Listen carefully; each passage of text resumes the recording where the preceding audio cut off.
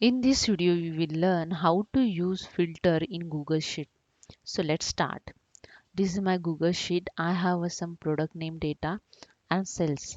So here I'm using the filter. Just select the heading of this data and click on the data option.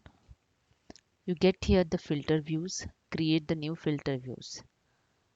Okay. Now just click on the filter option. If I want to filter something, the product, its particular product name, so I just filter by condition. In none, I select the text contents. If searching the, I'm filtering this particular name, I just write the Frankie's name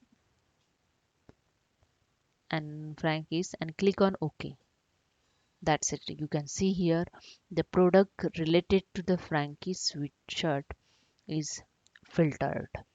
Hope you understand. If you like this, please subscribe my channel. Thank you so much.